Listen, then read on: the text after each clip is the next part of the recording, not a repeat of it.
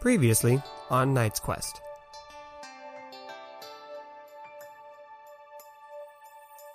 And as far as getting to the oasis, you have a map. Yeah. But even now, you kind of have that gut feeling where if you just start walking in the desert without even thinking about it, you would end up walking there. I told you not to get involved in this, right? I'm leaving. I'm getting out of your city, you stupid, beautiful-looking man. I'm getting out of here. We follow Grorg, Jonathan, Eloise, Leroy, their menagerie of pets, and Rainer as they head off into the desert to their new adventures. And they continue to walk schmest.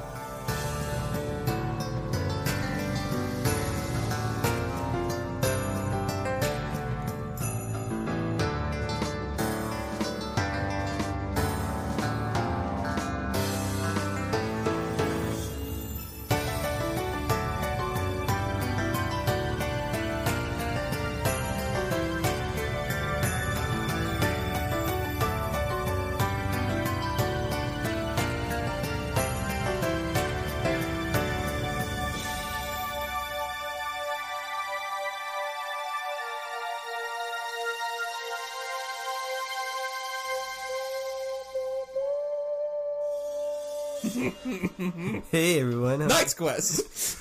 Hey, how you doing? Hey. Knight's Quest After Hours. Oh my goodness, guys. Guess what? What? It's 2020. It is. Yeah. Oh shit! Yeah. I feel so different. Because we're in the future. We've discussed this. It's fine. Yeah. It's 2020, and that's crazy. I actually bought a special bracelet for this event. Really? Yes. Okay. I'm wearing it in the future. I will have a great Christmas. I hope I'll have a great Christmas. Yes. Guys, look at all the things I got. Right? Wow. Whoa! It was. I wanted one of those. Wow, isn't that cool? Wow. Hey, audience, let me tell you what, it is a really cool episode. Let me share it with you. Oh. Please put jingle bells in it. I'm glad you moved your hand physically in the real world when you said that. It was to usher in the jingle bells. Jamie put that in. Oh, of course. Stop putting those in, Jamie. I don't know if GarageBand has jingle bells. I'm limited.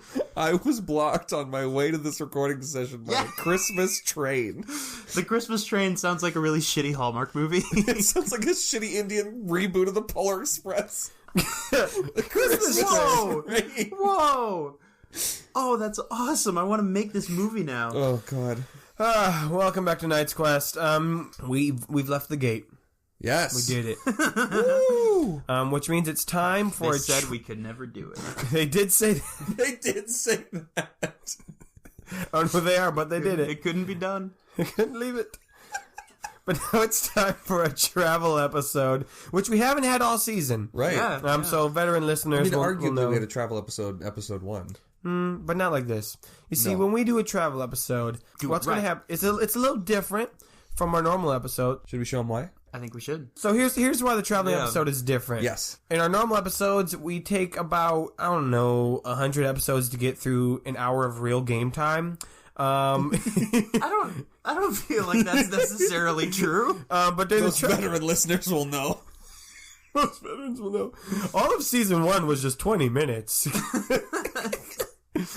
No, it's not that long. But in the travel episodes, we rush through the time so we can actually get to the place that we're going. How that works is one character is going to set the pace of the travel. Set the pace. And so there are 3 different paces that they can pick, and each pace will impact A, how far they go, B, what they're able to do while they travel, and C, how tired they get. What are those paces, Nathan? Well, the fastest pace you can go is a rushed pace, where you will go 30 miles in a day. When you go rush pace, you can't do any activities while you're traveling, because you're just moving, you're booking, you're cruising. And at the end of the day, you will be tired, and that could impact you in the long run if you take a bunch of rushed paces. But you'll get where you're going real quick. So that's a rushed pace. Middle one is the normal pace, where you go 25 miles in an hour. Not an hour. Oh, my goodness. In a day. You go 25 miles in a day. Amazing. And you are able to do some light activities, things you could do while you're traveling. So maybe this is a conversation with someone. Maybe you're working on your music while you walk. Maybe you're fidgeting with something or making something while you're moving, but it has to be something while you get from A to B. And at the end of that, you will be slightly sore, but you won't be like beat. You know, you walked. And then the last one is a leisurely pace, where you move 20 miles in a day. You can do any activity you want. This could include stuff that you have to stop. So maybe you're practicing your fighting, or you're foraging or looking for something. You have to stop to build something. It could be pretty much whatever you want by that point. And you will not get tired. In fact, you will rest up from maybe rushed days of travel. And so those are the 3 paces. We will pick a pace depending upon what type of activities we do. Every character will say what they do that day. And of course, whoever sets the pace will roll a d20, an upgrade from last season, which was just a d12. They roll a d20 to determine what encounter they face during the day.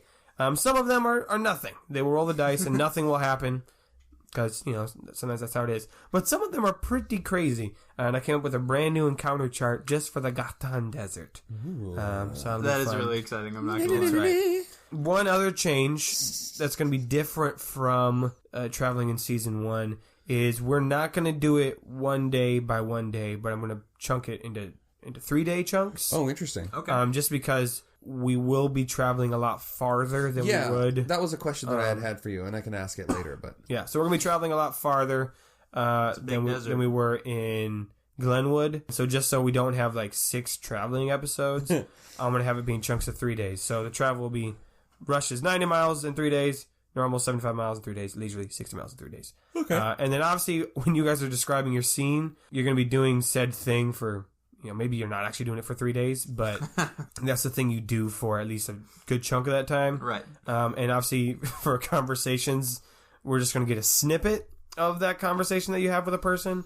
We're not going to get 3 days worth of conversations. Are you sure about that? Yep, I am. I am sure of that. But yeah, so it's pretty exciting. I don't know what things we're exactly going to encounter because the fate of the dice shall determine it.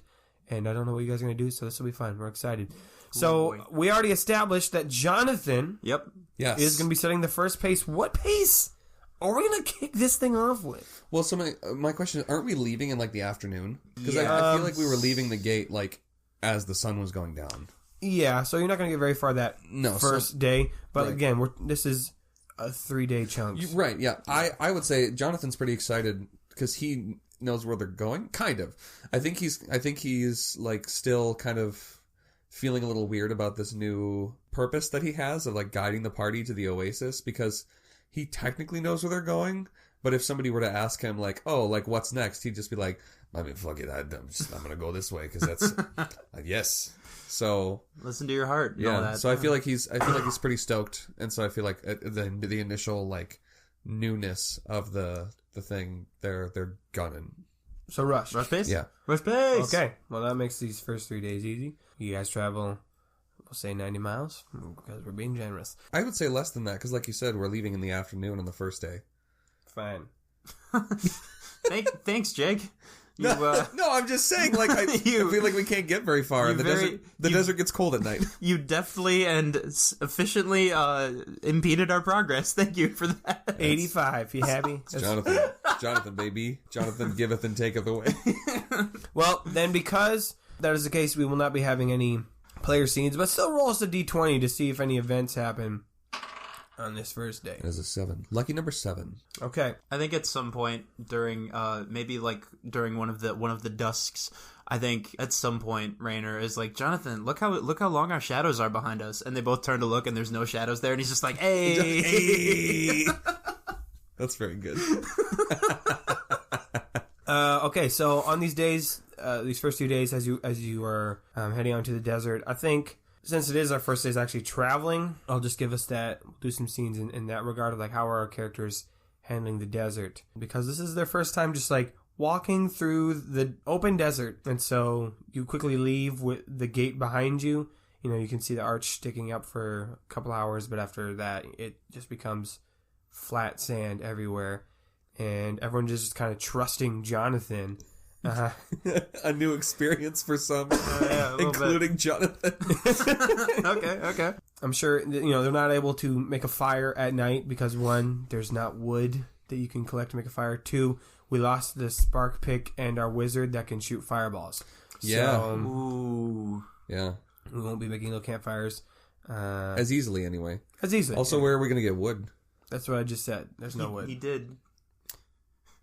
Yeah. I'm just reiterating that. Yeah. But we're going to get it. You're not going to. So this is going to be a dumb question. Is this the kind of desert that is just sand, or are we seeing other stuff, like little brush, things like that, or literally just sand dunes and that's it, you know? Yeah. As of right now, it has been pretty much just like open sand. Yeah, okay. I mean, the desert is probably more complex than that, but you're in a section right now that's just open, No, for sure. flat sand.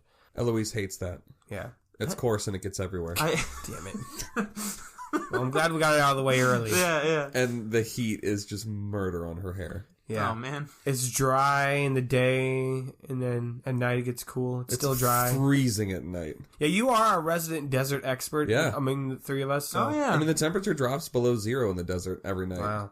So, like, it gets cold. Now, thankfully, Grog, Jonathan, the guys, they all stocked up on the supplies they would need. Also, like, the Ghatan desert doesn't have to be, like, a normal desert. It can get, like, just kind of cool and, like, tepid at night. But yeah, like, it's definitely not freezing here. okay, yeah. But it is definitely, you will want to bundle up a little bit. Right. Because it's cold. Yeah. So those first few days are like that. On the second day of travel, you guys do encounter something, though. Okay. Within the sands. And it looks like there's something in, like sticking out of the sand. And as you get closer, it is some crates, a couple of crates sticking out. And they're kind of just like half submerged in the sand. And it seems that the sand around it seems to be shimmering and glistening in different colors.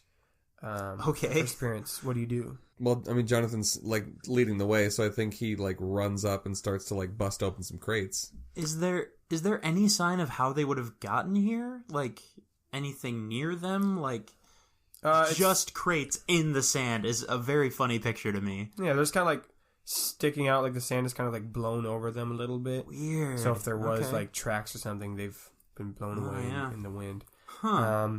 Jonathan, as you get closer, the crunching of glass beneath your feet is heard. And what are you popping open the crate with? Your Versomatic? Yeah, but just the pick end. As you pop it open, and inside is some broken glassware. Well, not all of it's broken, but a good chunk of it is.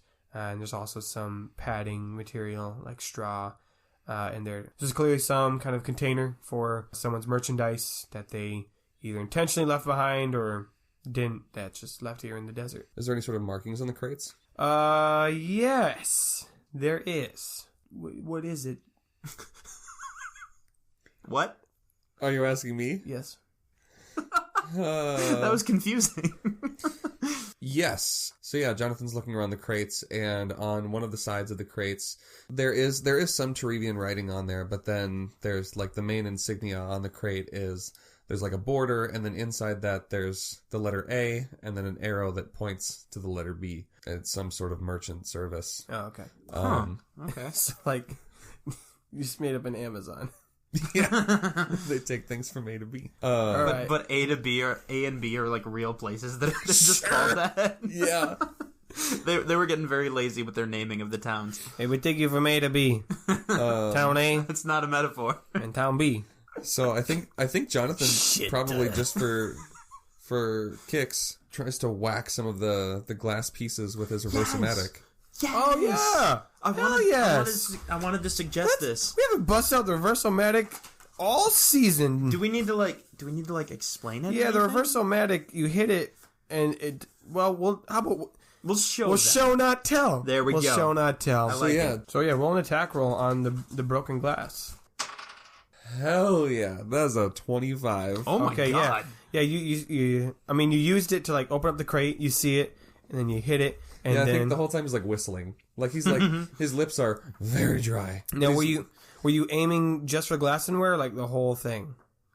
I think he probably, because he's like, again, he's like having a good day. He's like, and he like swings it and probably like gouges up a bit of the sand. So he like hits some glass on the way and then like ends up whacking the crate accidentally. Just like, oh wait. Okay. So you're basically the dwarves from Snow White. Yes. Like singing hi-ho, hi-ho. Yes. So what happens is But sing ayo ayo. the glass shards that are in the sand all kind of swing back into the crate. Then the crate closes up again. Oh, shit. And then the sand kind of dusts off of it. So it's just a neat stack of 3 crates.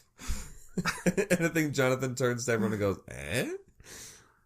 Oh, That was Grog cool. goes, what was in it though? hold on. And he like goes to pry one of the sides open again. Props it open. Oh, okay, it's just glass. I feel like the reverse of thing, it just goes like one step further than we needed to. Yeah, it does tend to do that. So what's in it? It's just like different glass materials. Like there's vases and bowls. Okay, and I literally thought you were cups. going to say it was just like panes of glass, like flat, like square pieces of glass. I think the most interesting in there is there seems to be some kind of like glass tobacco pipe. Oh. Like little glass animals. So there's glass fumbles. Oh. And there's glass husses. And there's some other creatures that you don't like know the names of, but they look fake. And I might describe them later when we see them. So, little glass birds, and it just seems like all kinds of different. Can I take one now, and then later on, when we come up with a new animal, say that's the one I took? Sure. Yes.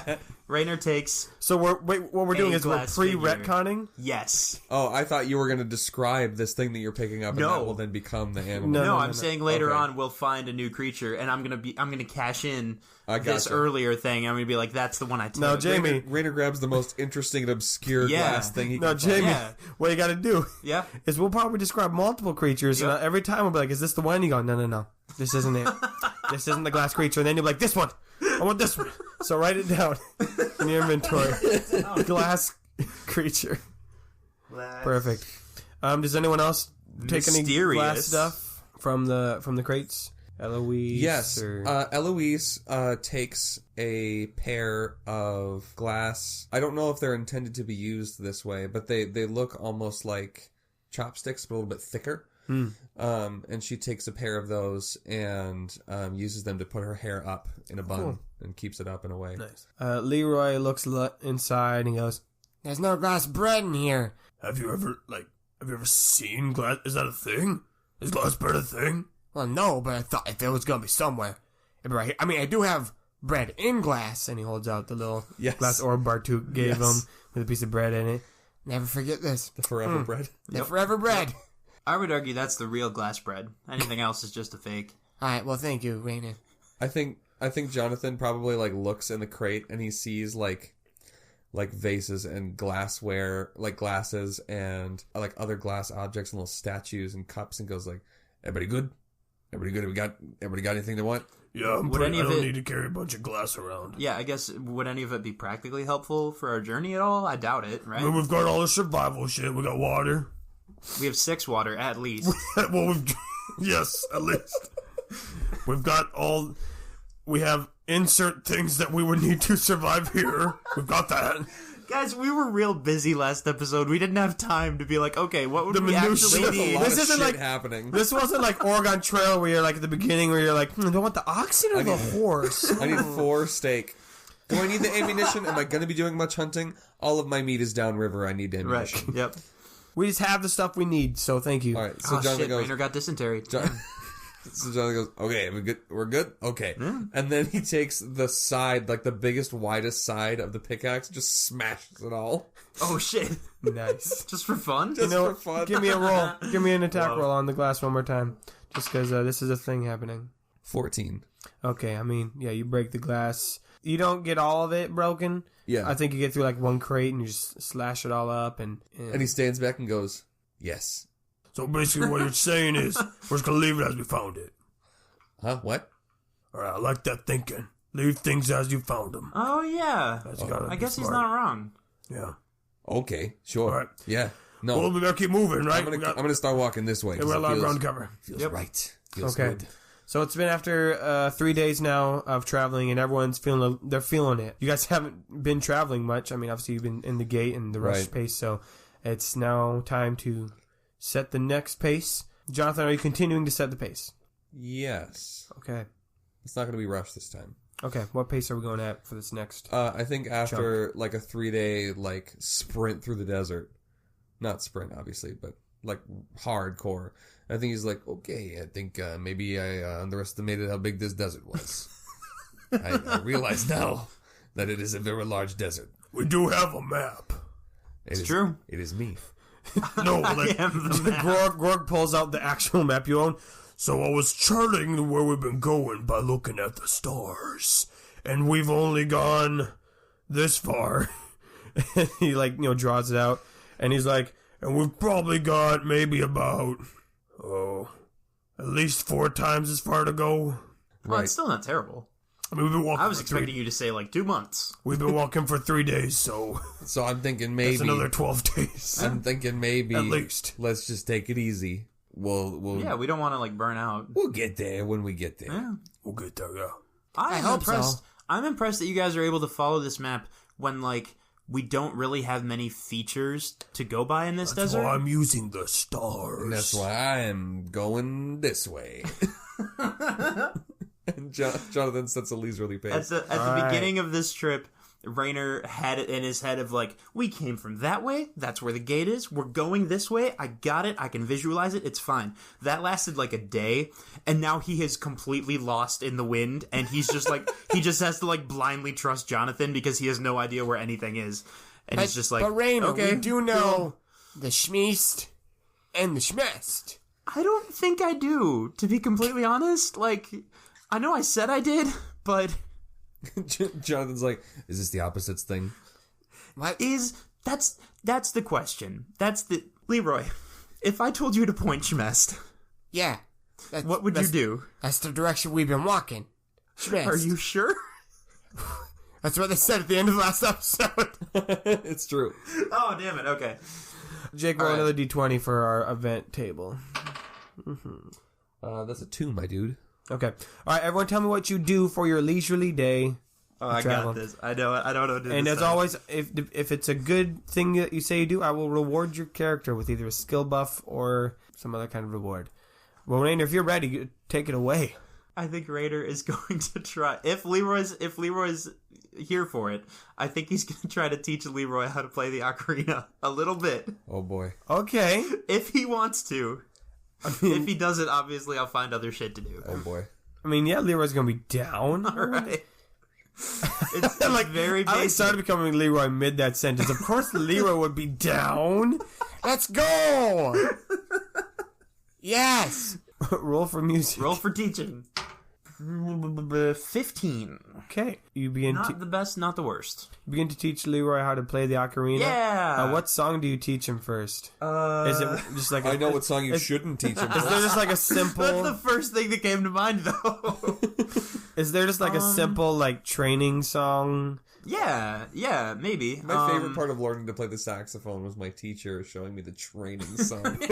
It's called scales, Nathan. Sometimes. Called the fucking scales. No, it's just it's a really simple song. There's only like 3 notes, but it's fun because Leroy would probably like it. It's fun because you can do the whatever you call the note divisions. You can do them really fast. And the song is just called Sandstorm. Oh, okay. See, I was Okay. expecting hot cross buns. Oh, okay. Okay. I see what just happened here. And let me guess, the song goes something like do do do do do do do do do do. This is one of those moments where like this is like one of those moments where like the good part of my brain was like, you probably shouldn't do this thing, and the other part of my brain It's our third Darude just Sandstorm slowly reference. overtook it. We're in a this show. desert, and we're in a desert, and it's a show about music. We haven't even had our actual first sandstorm yet. No, we haven't. That's the thing. It's kind of Maybe that's what the song does. It's gonna come eventually. Don't tell me you have a song that's no, you don't have that. It's called The Song of Storms, and that's definitely a ripoff. All right. So Leroy, he enjoys learning. Do you want me to make up a different song? No, it's too late. We're in this now. He enjoys learning. Don't be rude. Hey. The rude sandstorm. Oh, yeah. He enjoys learning how to play the ocarina. Yeah. He's not fantastic, but he is able to learn this very simple song of a couple notes. Yeah. And it does get annoying after a while. course. And you're glad Salazar isn't with you on this trip because he might have like lost all his progress. Of course. He had to just listen to Leroy play this song over and over again. Somewhere in the distance, someone is yelling, please! Whenever Leroy hits like a really high note, like Chubb, kind of like just like looking around, like what was that? Your reward is. Are you sure you want to reward that? I wouldn't reward Write that. down that you have the song Sandstorm. That's an official song that you have, Hell yeah. and maybe something will come of it. Yeah, I'll distract enemies by being annoying as hell. Yeah, you know what? That's what it does. It's annoying as hell. That is the effect this spell has. Supernaturally annoying as hell. It is supernaturally annoying as hell. Just like sand. What does everyone else do? I feel like I contributed. Eloise rifles through Jonathan's disguise kit to find Oh, nice. suitable desert garments for everyone. Lots of like long sleeves and headscarves and things to keep the sun off of you. Oh, So. nice. Nice. I'm gonna have you roll something. Have Eloise roll survival. It's a 15. Okay. She's able to find garb that will appropriately work with everyone. Plus, they're able to use the stuff that they bought earlier. Oh, so yeah. now everyone on your resistance add +2 to desert stuff. Oh, cool. So if there ever was a sandstorm or something else related to deserts, have more resistance to that. Oh, that's awesome. There you go. If you had rolled a low number on survival, you would have fallen into the disguise kit and died. Yeah, fun fact. Yeah, fun Become fact. the disguise. You become the disguise. The master of it. Oh my goodness. There it is. Grog, he spends his time with PB. Yay. He loves bats. And Oh, yeah. So he spends some time bonding with PB, and they hang out, and he shares his 6 water with PB. So I'm going to have Grog roll camaraderie to see. Oh, he doesn't have any. It's 0. That doesn't seem right. He's a very sociable guy. But I think that was forced on him. Oh, He yeah. rolls 17, Oh. and so his Whoa. reward will be he learns some camaraderie. Hey. Yep, that checks So we'll out. give him In the one. most unlikely place. PB is probably not super down with the desert. Like, that isn't... Do Yeah. bats don't live in the desert? I don't think. There's not a lot that lives in the desert. Yeah. Not much. Liz. That's why it's a desert. Yeah. Well, how about Probably Jonathan? not. Jonathan's loving the desert.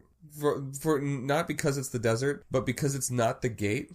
And also he doesn't have to try. He literally just knows that if he just continues walking in the direction he's walking, he will get to where he's going. And he's super stoked about that. So he's just kind of like drinking it all. Well, not drinking it all. You're not drinking much. But he's like observing everything there is about the desert Yeah. and like talking to everyone in the group. He's not like worried about anything at the moment. He's just walking. He's just enjoying the desert. I don't know. I guess Um, that's not really an activity. that's you just walked. Yeah, no. You're going at a leisurely pace. So you can like sit down and like hang out. You know what? Jonathan begins collecting shiny rocks. He's a miner. Okay. Why do I always feel like when we travel, Jonathan does the worst shit?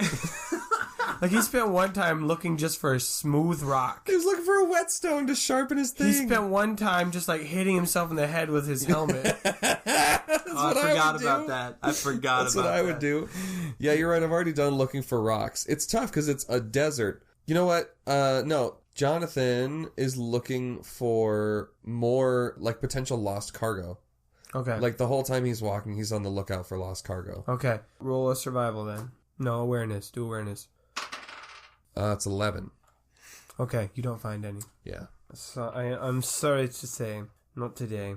Leroy, I guess he is working on the music. Right. Will be his thing. So now he's gonna gain the music stat. Oh, nice. So he has that as an option. It's not great, but he has +0 to music in general, but a +1 to ocarina. Ooh. Yay! And now the idea is in our heads of him like picking up something different in the future and carving his own musical Leroy's path. a man of many trades. Okay. He'll make an instrument out of bread. It'll be great. Fun fact, friends. We just recently all watched a video of a guy who turned gourds into ocarinas. Yeah. Played All-Star. That was amazing. He's the guy that did that on a TED Talk. He just turned vegetables into various instruments. Of course. All right, so that's our second chunk of time. We've now been traveling for 6 days. Everyone's gotten kind of used to traveling. They've gotten into routines, especially after that leisurely travel. Everyone's kind of like, okay, this is it. This is what we're doing. I think Grog and Leroy have gotten in a habit of tracing where they've been going. Mainly Leroy's doing the tracing and Grog's doing the figuring out where they are. By looking at the stars, which I'll say this as just kind of like a free thing. The stars have been beautiful out here because you are just out. There's nothing blocking your coverage. It's not trees or anything. And at night, you don't really have anywhere else to look but just up at the stars, and they are just beautiful. And you're able to see all of them versus when you were in the gate, the buildings kind of blocked out some of them. And if the moon is out, it makes a really interesting contrast of the sand on the ground kind of twinkles a little bit in the moonlight, and then the sky above you sparkles with the stars. Man, yeah. Does that also mean that our second chunk of time did not have any encounters? That's correct. Okay, Yep. cool.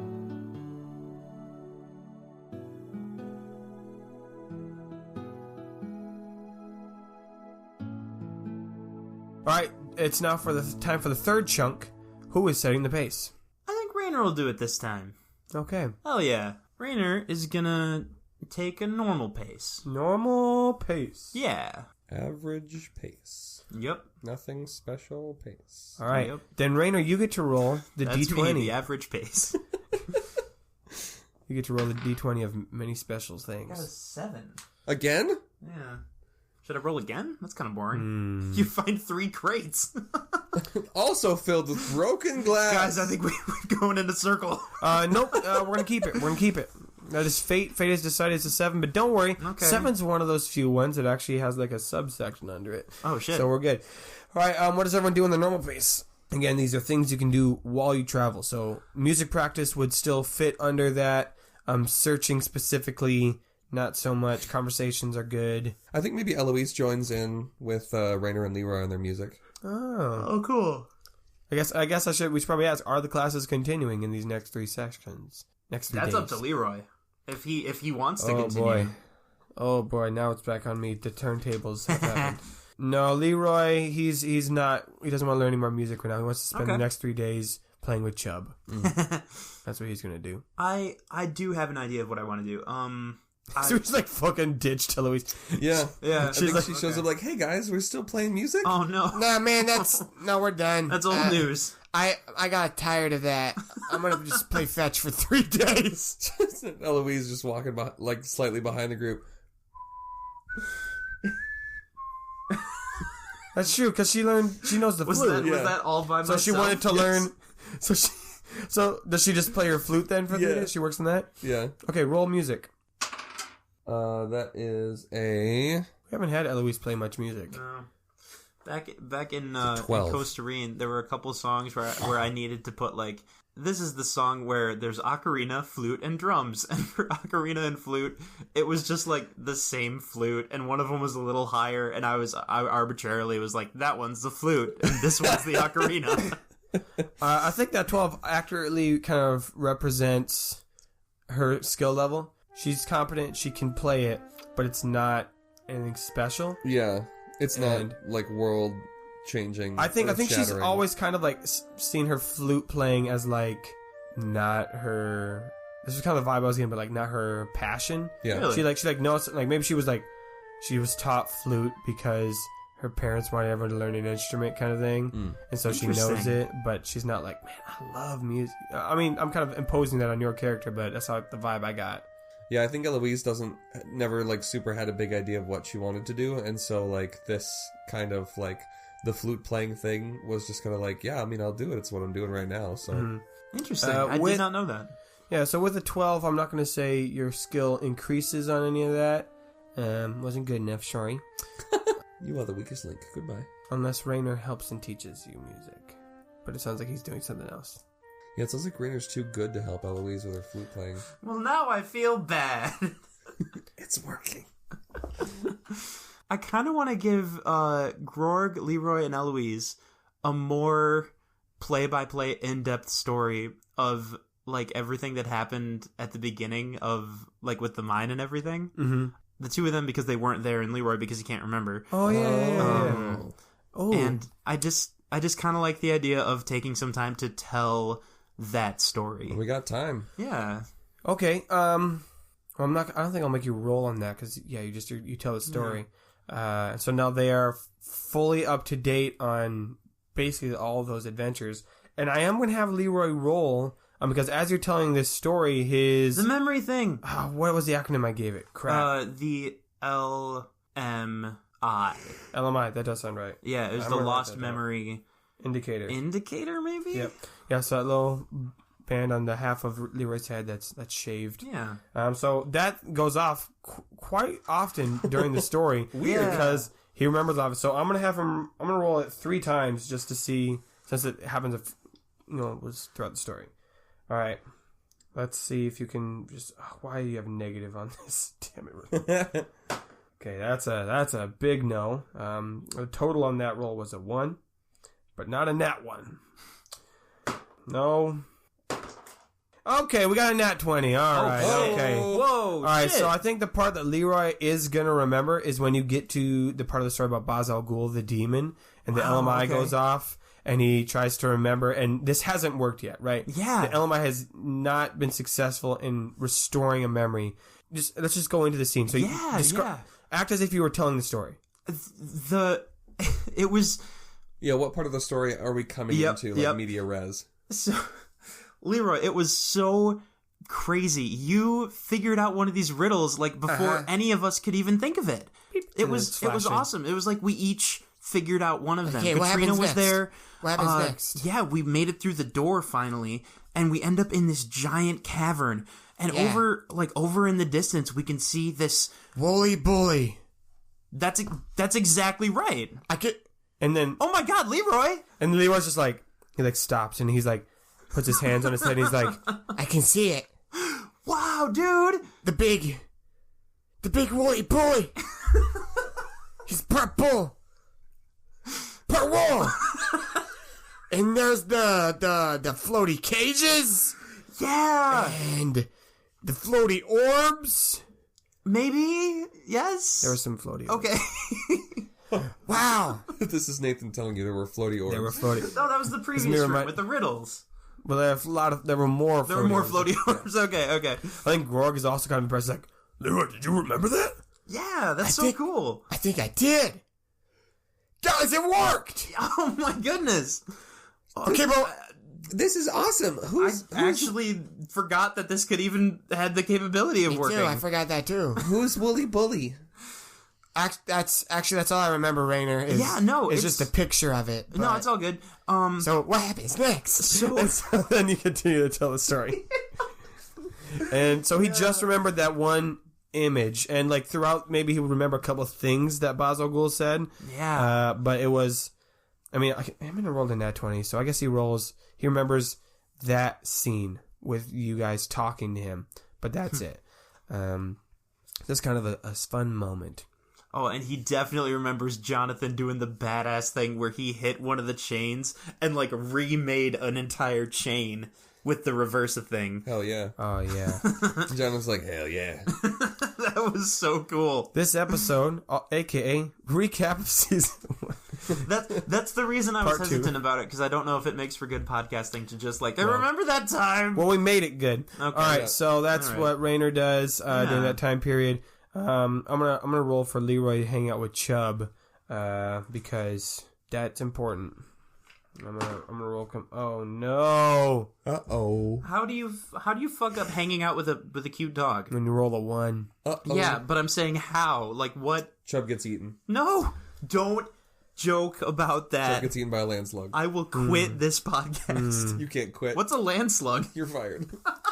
we're gonna come back to that. I want to hear what Jonathan has to do. We're walking at a normal pace. Yeah. Jonathan talks with Grorg about the map and their route that they're taking to the Oasis. Okay. He has an internal compass kind of guiding them to where they're going, and Grorg has a general idea of, like, physically on the map where they've gone. So Jonathan and Grorg are trying to work out a more concise or clear scope of, like, how long this journey is going to take. And also, are they going in a straight line? For the most part, like, you're just going west, but it isn't like true straight. Like, you have not like zigzag, like boop boop boop boop boop, but you've like detoured a little bit and then recorrected yourselves, almost as if you had like to go around something, or as if this was like That was gonna be my next question. If Diener Neener's instructions have us like avoiding something bad or something like that. Right. yeah. So would be very interesting. It's pretty straight lines. You're not going like true north and then true south all of a sudden, but you will like slowly move a little more south and then you go a little more north again over the span of a couple of days. Can you imagine how scary that would be, though? If we're just going along the normal direction and then all of a sudden Jonathan is just like, we need to go around. And we're like, around what? And he's like, I don't know. That would be terrifying. Because literally, You just turn you just pivot left. literally Like, that's what he would do. He'd just be like walking, and like, hey, nope, and he would just start walking. It's like this is the one. This yes, yes. Or like he stops for a second, he's like, everybody wait, shut up, and then he does the finger like, and like puts it up in the air, and there's like no wind, and he's just like, I don't know what. It's this way. I think it does happen every now and then. Yeah, there'll be like a moment where he's like, he'll be walking straight, and then he goes, yeah, and just like shifts like a couple degrees, and he's like, that's it. That's the one. That's it. I'm feeling it. That's good. Yeah, so I think the two of you are able to kind of figure out, because you do know the oasis is in the center of the desert, so you can look at the map and go, all right, well, the center's like, So maybe Grog has like Here's- mathematically like Yeah. worked out where the center of the desert Yeah. is. Cool. so he's like, all right, so we're about 2/5 of the way there, roughly, so that's pretty nice. And guess. I think Jonathan's looking at the progress that they've made so far, and his first instinct is to say like, well, we know where we're going and we got a map. Why don't we just head straight there?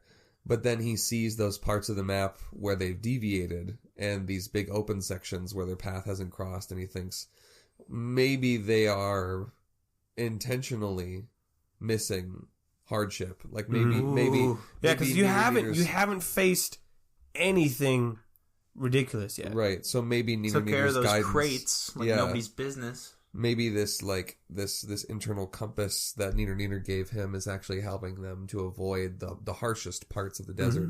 So he decides not to share that thought of like, let's just head straight to the oasis. Right. Yeah, I like that. That's cool. The reward for that will be the next day of travel, you will get an extra, the next set of days, you'll get an extra 10 miles Yes. Cool. for navigating. Okay. Find a cleaner route, even though you're not like cheating. You're just like, you know where you are now. Yeah. Cool. I like that. So that's cool. That's fun. That's new. So moving on to some other unresolved things. Grog, he, other than working with Jonathan on the map stuff, I think he spends time really getting to know the True Blue some more. Okay. Doing more time analyzing that. And I think he's going to try to make the Anastasia Ajax coin blue, as we've talked about. Nice. Yes. Oh, I forgot they have the coin. So Yes. I forget who had it last, I don't remember. But he I don't asked, remember either, but we've been walking for a while. He could just ask. he for asked it, so he's going to roll Dex to pour the True Blue on it. Ooh. Alright, that was a good roll. Is it? So he succeeds in turning the coin blue. So now he has that. I'm just going to write it down in the actual inventory. Blue's Ajax coin. Alright, and I'm going to just roll Ratiocination on the True Blue. Okay, he comes up to Jonathan. Alright, so, obviously we're going to Sim. And Yes. we're gonna get more True Blue, ideally.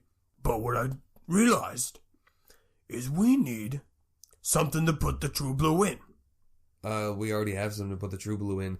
Is this vial? But Is this beaker? This container that it's in already? we're gonna need a bigger one, or more of them. You know what I'm saying? I see. So, Well, no, do you know any like anti-permanent color magic, like no, fortification spells? no, I didn't, we didn't ask about that when we were, and maybe that's not important, you know, maybe the thing it's in is just blue, you know, Yeah, yeah. so that probably won't be the worst case scenario. Does that like use up the True Blue though? Probably like one drop of it, yeah, but But that might be Yeah. okay. I don't Yeah. You know. know, if y'all are looking for what'd you call it, anti-permutation magic or something? We're making shit up, yeah. I mean, there is a person we could ask about that. Oh, You don't think? Maybe he has a lot of stuff. Alright, we'll have to use our action on another day's travel to summon him it's about getting that. late. It's good enough, we gotta go to bed. I'm real tired. I'm gonna go to bed, guys. I'm popping up my lean-to right here. Oh yeah. Just gonna do it. You know, it helps if you camp next to the sand dune, actually, because it keeps the wind off of you. I didn't know that. There's a little Jonathan wisdom. I wandered too far away from the group the other night, and got real close to a sand dune. It was very nice. I accidentally learned that. Eloise is like, I'm coming with you. I'm over there, away from the wind. Leroy joins the group that night, and he goes, "Hey guys," as everyone's like setting up their lean-tos that night. Uh-huh. This is all cool. This is fun. Has anyone seen Chubb? What? The rock? It's in your bag. My what? Why would I name a rock Chubb? Shit. No. The dog. Cause there's Trouble, and he points to Trouble, who's playing in the sand. And there's PB sitting on Rainer's shoulder. And I was playing fetch with Chubb earlier. Like how earlier? Like an hour ago. Okay. And I don't know where he went. Nathan, you can't play with my emotions like this. Consider your emotions played, fool. My dog. The problem with this format of storytelling is that me, myself, Jamie, I am just sitting here, everything's going great, and suddenly the information is given to me that Rainer hasn't seen Chubb in a while. And that just hits me in my mind, and I have to adapt and I have to live with that, even though it makes me very worried. So now I'm trying to get into the headspace of oh shit, I haven't seen Chubb in a while. You guys help me find my dog. Jonathan turns to the group and goes, anybody got binoculars or a telescope? Why does nobody ever have a telescope? I don't understand. Nobody? Anybody? Did we have a telescope at one point? It was a bioscope. Did we have a regular telescope? I don't think we had a regular We probably telescope. didn't. Okay. It's not in my inventory list. I got that. I can tell you that. I'm realizing that we maybe didn't get everything we needed. Oh, no. Well, I mean, when you're going into the desert, telescope doesn't immediately jump to mind. If only there was a way for us to go back and get the telescope. If only there was someone. I know exactly who you're thinking of. PB, fly up and look around for Chubb. Yes! All right, roll for camaraderie. Going back to the tried and true. Yeah. You know what? PB looking for people. This was never intended for how the bat was going to be used, but that's how it is. Oh no, Jamie! Every time you roll a dice, you have an expletive, and I don't know. It's never. That doesn't mean anything to me. Is it good or bad? I was stalling for time while I added up numbers. God. No, But is it a good or a bad shit? It was bad. I Oh, rolled no. a Okay, 7. A 7 total. Oh, that's not bad. It's pretty bad. See, Jamie, But you said this, it was the same delivery the last time. It was really good, and so every time we're on pins and needles, That's what does that just mean? what my brain does, I guess. No, that's fine. I just all right. PB flies out, comes back, didn't find Chubb. Yeah. Damn it! Oh no! If only Okay, I could go back to that caravan and buy a telescope. If only there was some way. Oh my God. Okay. Eloise leans over and goes, Rainer, you should call this Ajax. This is a good time for that, I think. Yes. Thank you. I got that. It's play the summoning song. Roll, and your goal is to summon his Ajax, correct? Yeah. That was a nat 20. Ooh. From the heavens. Ooh. From the heavens. And Jonathan feels a little wobbly, but Jonathan No, he doesn't feel anything. He And doesn't feel anything. reappears 1 foot to the left. Jonathan doesn't feel anything that's just Right, because it was he a nat skipped 20, breakfast. Oh, From dear. the heavens. 2 spectral horses ride down with only 2 carts of a caravan. Oh, no! Not 3. Because we gotta remember, he got rid of the last one. He chose to get rid of it. He had it, He rolls up he had it aggressively diplomacied away from him. and he says, "Well, hello, fellow travelers. I see that. Oh, you're in the desert too. Yep. Are you following me? Wait. No, I wait, don't think so. Wait, 2. What? Well, yeah, we knew he was going into the desert, didn't we? Maybe. I am also in the desert. The Well- Ghatan Desert, beautiful place. I'm so glad to be back here. Just kidding, I'm honest. I hate it. We Is don't. there water where you are? What do you, a lot? No, I mean I don't know. Drinking water. Do you have a telescope? That's my question. Like binoculars. Do I have a telescope? Of course I do. What kind would you like? I've got telescopes. They're just normal and help you see with your eyes, but I've also got those special selection of bioscopes, geoscopes. I don't need a bioscope. Okay, wait a minute. Let's think about this. In your expert opinion, what would be the most helpful item to locate a creature in the desert? What kind of creature are you looking for? Something to eat? Something to talk to? No, one specifically. kill? We lost it and we're trying to find it. I'm trying to find my dog Chubb. We're trying to find his dog Chubb. We're trying to find his dog Chubb. Yep. Well, if you're looking for a dog, and it seems like you're trapped in the fog, then I've got just the thing for you. He pops behind his caravan. What fog? I don't. I think it's a metaphor. It was a rhyming thing, but he's never done that before, so I'm a little thrown. That I wasn't expecting the rhyming introductions, but He pops back up and he holds like dry shampoo. Like... he pops back up and he holds up a slide whistle and he goes, "This right here is the finest quality slide whistle you've ever seen, but it's more than that. One little toot of this whistle and it will help you find your loved pet instantly." You see, it was able to hone into the affection that the user breathes out through their lungs, and whatever it is that is their sacred, special animal companion will hear it and will come a-running as long as they are within at least 20 miles. Oh my goodness. 20 radius miles. That's Jonathan slams his fist down on the cart, like the counter on the cart. He goes, "You know damn well that's not a telescope. I can't see shit out of a fucking whistle. You know that I can't look through that. You know this." I'm pretty sure it was re-asked me of what would be the best item. Okay, no, But if you want a telescope, he just holds hold up on. just a plain-ass telescope. I have that too. Do you have like a super, like a look really far one? He holds up a longer one. I would argue that's what a telescope is. I call this the extra longoscope. I like it. You want it? I do. All right, give me some gold pieces and we'll make a deal.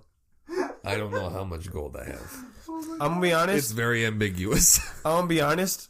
Just because I know Rainer's rich, Eloise is rich, Grog and Jonathan are so rich. much gold. I have, unless you're buying like a fucking house, I'm not gonna. You get it. Okay, cool. You have it No. now. Awesome. Now, honest as Ajax, I want to ask about this whistle.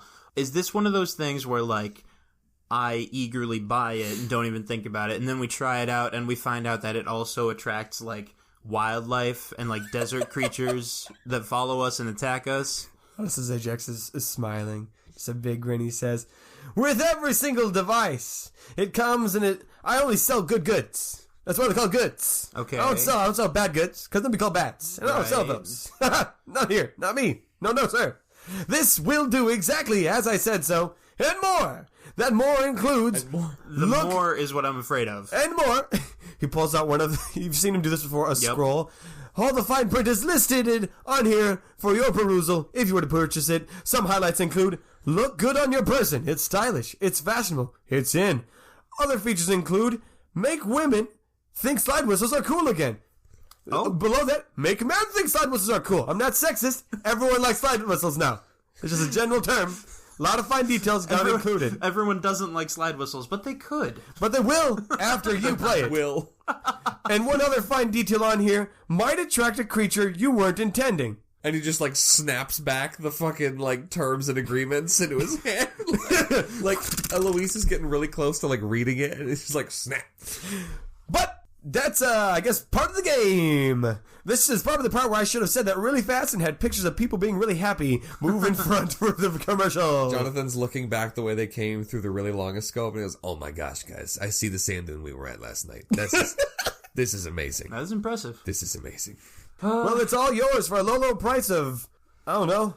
What do you got? Best salesman. I've lost a little bit of my charm since being whooped. No, we're not even at the arguing over prices stage yet. Like, Leroy, how do you feel about this? Like, I mean, we can buy it, use it, and if it sucks, give it back to him. I need my dog. right, but I'm saying, like, I want to reiterate that it might attract wild creatures and hurt us. I want to reiterate, I want to find my dog. Okay, this is your call, so if you're saying go for it, let's go for it. I can give you 50 gold pieces. Holy shit! I think Jonathan, like puts the telescope down for a second, and he comes over to Rainer and he goes, "Rainer, that's a lot of money." You guys are telling me that I need to be better about bartering and just, like, go for it?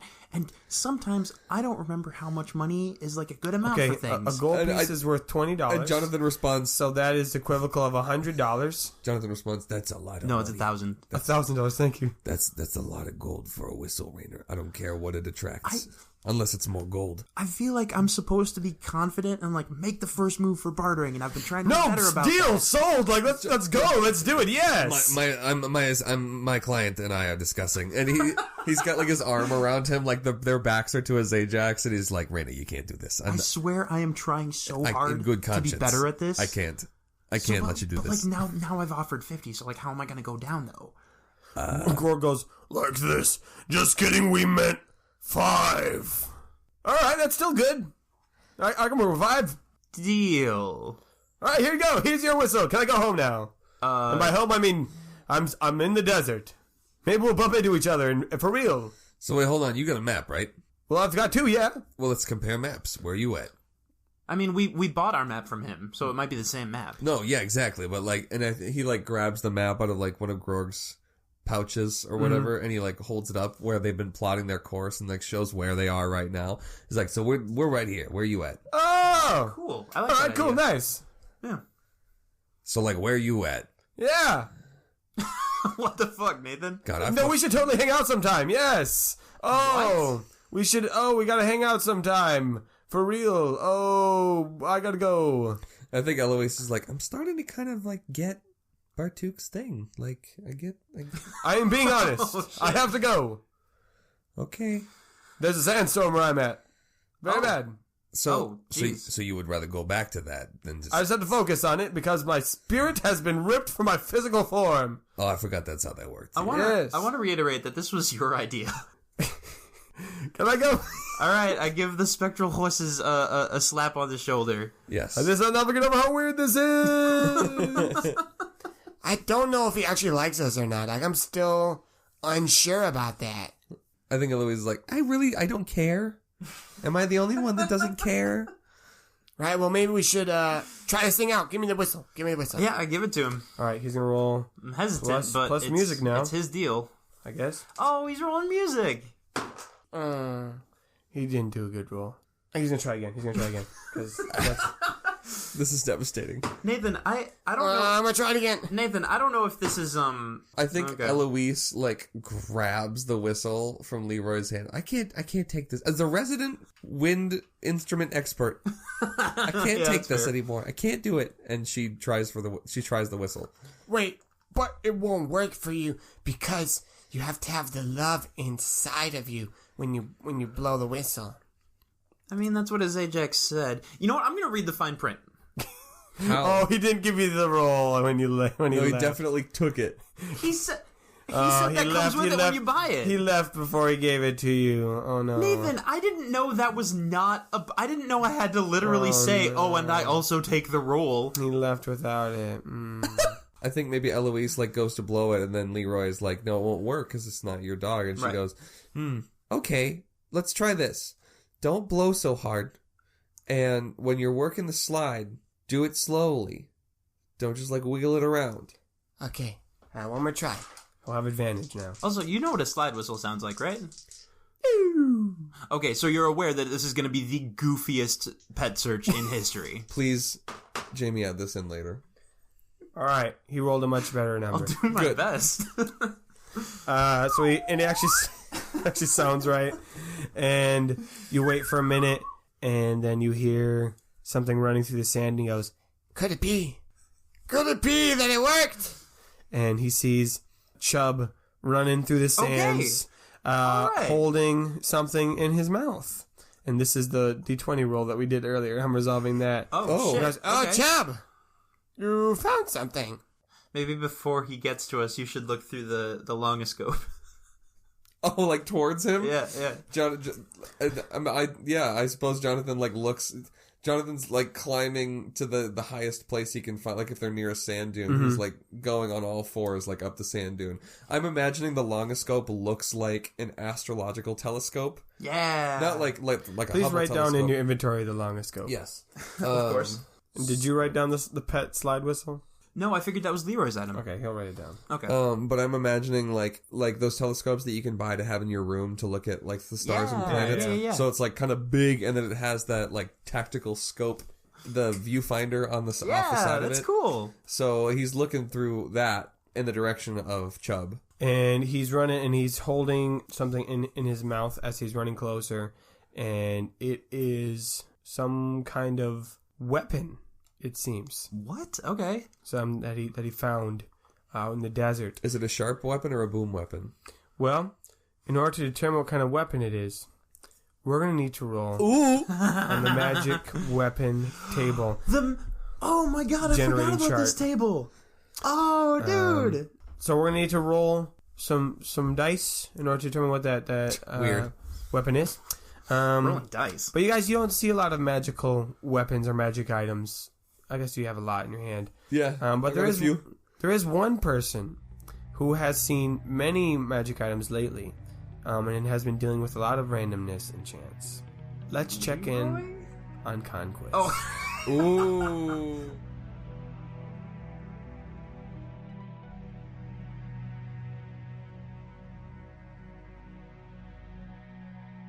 We return to Conquest as he is in the Usra dungeon.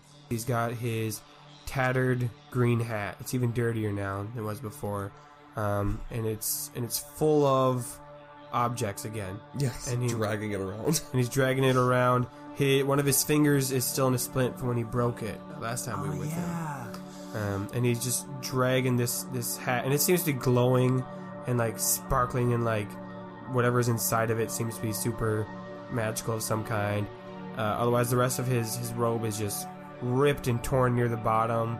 I'm sure there's some scorch marks on places, just dirt everywhere, but he doesn't seem to mind as he's dragging it through this hall and gets back to his little fort, his little main base of operations, where his pile of things has grown. And before it was just a bunch of odds and ends, but now it seems like an actual like treasure trove. There are glowing orbs, there are more rings than before, goblets, amulets, all kinds of like generic magic items of increasing value, and just gems are all in this little pile. Some of them sparkling, some of them whispering, some of them glowing. Conquest gets there and pulls out the newest item from his hat and throws it into the pile. Yeah, he takes out a very, very large quill pen. Like he holds the entire, like just above the nib where you normally hold it in your fingers, he holds it in the palm of his hand. He's like holding the whole ass quill pen. Like the feather is probably like bigger than he is. Jamie, and he like spears it into the pile. Jamie, roll a d20. 6. 6. Sorry, 6. 6. If you guys are wondering what number I rolled, it was a 6. Was it a 6? Conquest. I'm right here. You are edging even closer to our truest goal. I know. Of having chaos descend I'm upon the entire world. I'm doing it. And now, I must send you to the next floor. Go. You're coming with me. I don't... Head back to the stairs and descend even lower. Is there like an elevator or like a magical elevator or like can I... Don't be ridiculous, Conquest. Can I teleport? Can I teleport? I did it Who's ever once. heard of a magic elevator? I teleported once. I could teleport again. I could do it. I'm not in the mood for these games, my minion, my servant. He's always in the mood for games, though. You just had me roll a dice to figure out his personality. Conquest, we must get more power. Why? I need more power. For you see, our mission requires all the power that has been stored in this dungeon. Well, apparently none of the food. Roll another d20, Jake. That's a 7. Still more power! I am feeling it. The enema. Can we do like a power nap or like a power bar? The hand Limited reaches out from the power. magic ring and like grabs you by what remains of your robe and lifts you up, which is like a physics paradox. Quiz is like, this doesn't make sense. Conquest, look at me. Look at me, Conquest. Where? The ring. Let's look at the ring's direction. Okay. I need animal, power, magic, and we need all of it. Each of these artifacts have been somehow infused by those ancient Usra fuckers. Maybe it's the soul of some warlock. Maybe it's just a good-ass spell. But all these things have lots of anima. We gotta get all of it. Even like the measuring cups? You have no idea how much the ancient Akharifian measuring cups power hold. From them, all sources of measuring come from. Ever heard of an apple sack? They come from this. I think he's like turning over these measuring cups in his hand like, okay, I mean, Ever heard of a barrel cup? These are the true barrel cups. Okay, so, I mean, now what? And he's like standing at the stairs, and it goes like way up and way down. Like he can see up through the middle, it's just stairs. Down, it's just stairs all the way down. I rolled another d20, and I rolled a 17. You know, in my opinion, I don't really care which direction you climb on the stair, whether it's up or whether it's down, whether we travel the desert or go through the town. But if we were to go somewhere new, if we wanted to have something happen, if we wanted to go do an adventure, a quest, and explore a new room, I think that downward would have the least amount of doom. Okay, so down. And Quest starts like hop, skipping, and jumping down the steps to the next floor. Yeah, he just hops. He's like gone up and down these stairs many times, and he goes down past some floors. I think he's like probably marked off the floors that he's like past. Yeah, little like X's and question marks. And he goes past one, and he sees some dead goblin bodies. You know, he killed those. Check past this, and he goes past one, and he remembers this is the one that had the maze on it, the labyrinth, and that one was annoying. And he goes past a couple more, and he goes past the floor that was just a big open room, and he thought there were booby traps in it, and there weren't, and it was just a mind game. And he keeps going down, and Conquest is just reliving all these memories, and he realizes he's done a lot. He's like checked off like at least 50 of these as he's going down, and the stairs aren't just like a corridor, like it's just an easy staircase. Like you have to go through some rooms to get to the next staircase, or there's like a crumbled passageway they have to slip through to find the next one. So it's not just like going down the stairs. Right. It's just like retracing your path. 51, 52, 53, 54. I think we should stop at this floor. And Conquest walks through this archway leading into the room, and inside the room, it's a rather small room, but in the middle of the room there is like a grill. So there's like an open flame with a metal Sure. like a metal grate over the top of it, and then a chimney taking the smoke up and out of that room. And sitting next to it is a table with a bowl of eggs, some cheese, a spatula, and a pan. Best goose. Jamie, roll a d20. You know what? I would love to. 14.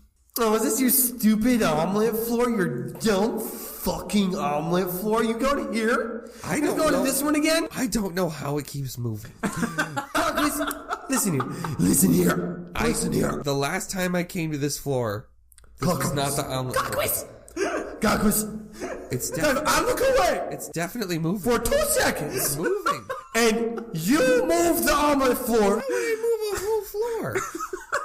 You hear Lady Cartham from the dagger go, Conquest, I remember specifically watching you drag that grill down here when you left the ring in the other room so that Murgic wouldn't see It it. is really hard to find more than one room with a chimney to use. It gets real smoky. You don't use it. Why is making omelets resulting in smoke? Because of Conquest. the fire.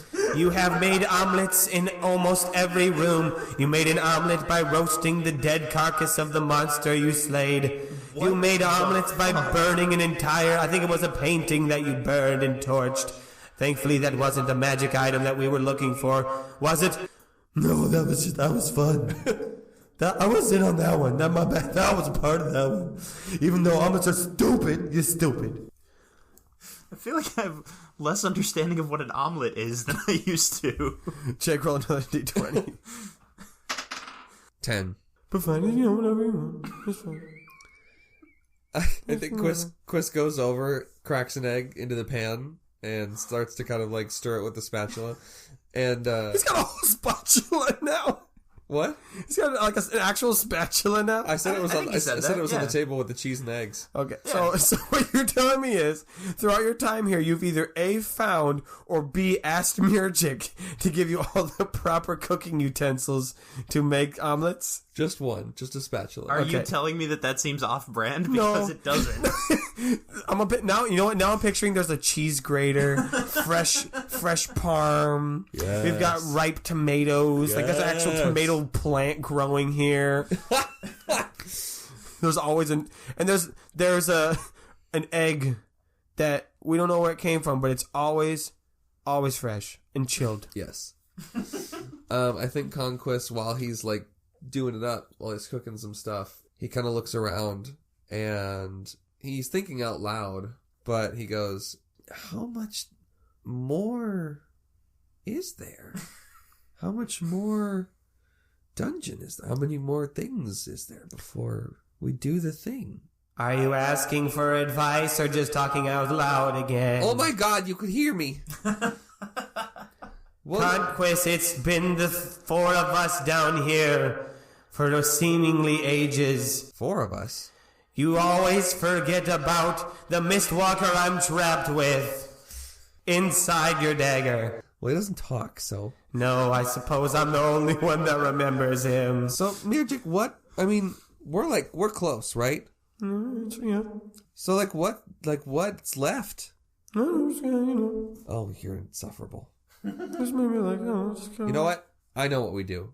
Conquest walks out of the room, omelet burning in the pan behind him. I'm imagining not like a spiral staircase, but like a rectangular staircase down like a shaft with doors on like all the sides. Yeah, that there's like a couple of those that it doesn't go all the way top. Like I said, you have to like, wind your way through a couple, but you've made a couple shortcuts to help your way through this dungeon. So Conquest jumps. Just to get down? Yeah. Ooh, okay. Okay, I'm gonna roll for Mirjik right now. Okay, he's still just like, oh, go on, yeah. And he uses magic. Is he using like his? Chaos magic. Yeah, I'm pretty sure he has. Yeah, he's using chaos magic Okay, just to see where it takes him.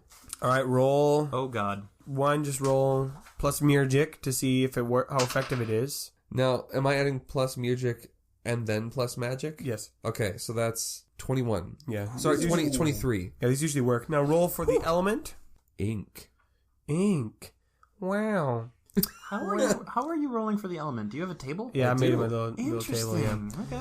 All right, so you are falling, and this is there's a lot more floors than you would kind of thought. You feel like you should have stopped, but you realize there's a couple floors that you passed that have like crumbled away, thus making it an even deeper one. And you fall through one of those, and now there's no stairs around you. You're just kind of like falling through, just like Free falling, Gandalf style down just the like a Gandalf style, and so it's just darkness, inky darkness all over you. I think probably... Like the magic still has to happen.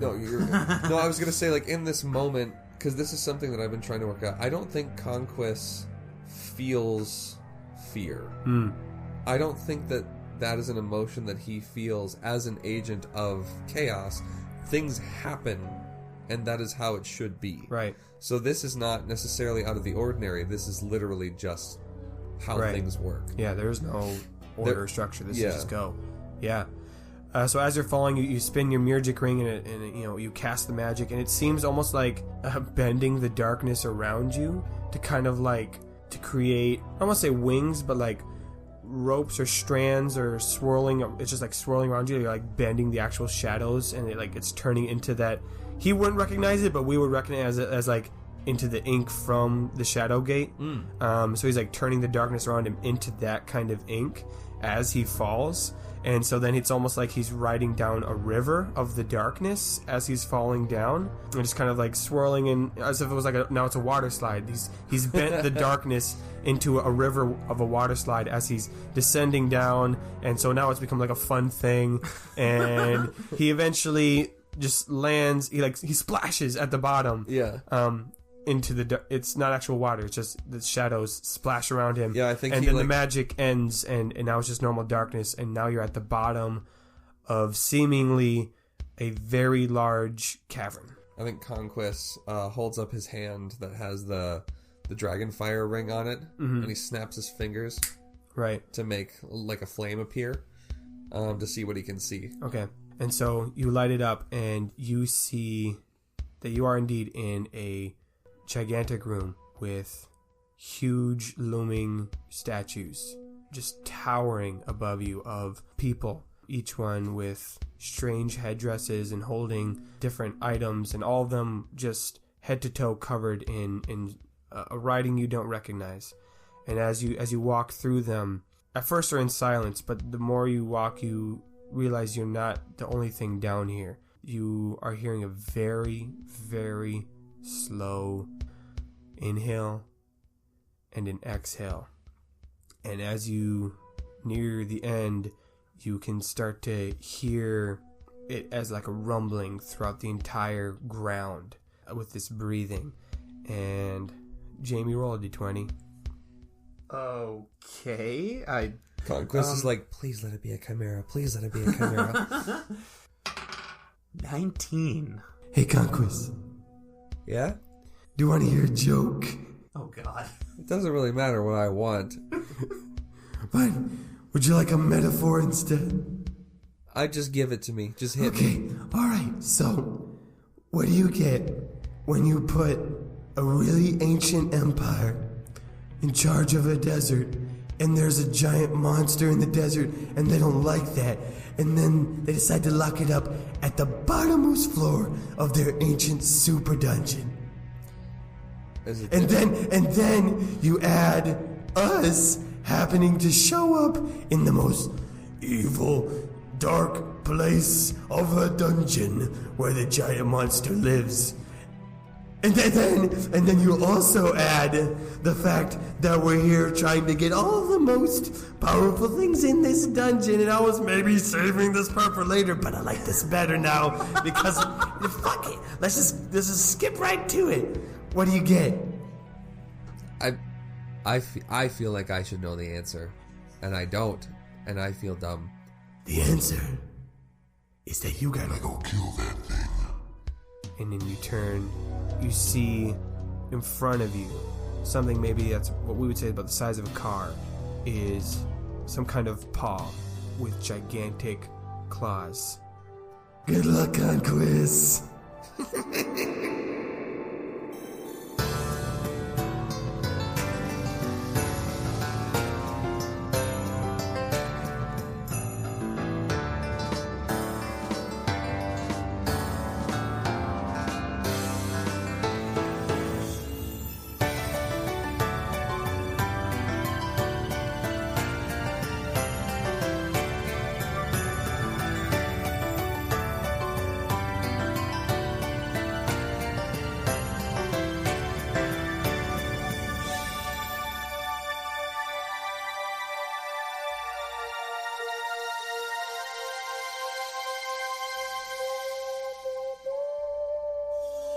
Hey Questies, it's me Nathan. I hope you had some happy holidays, and I hope you enjoyed episode 18 of season 2. Let us know if you enjoyed the traveling episodes.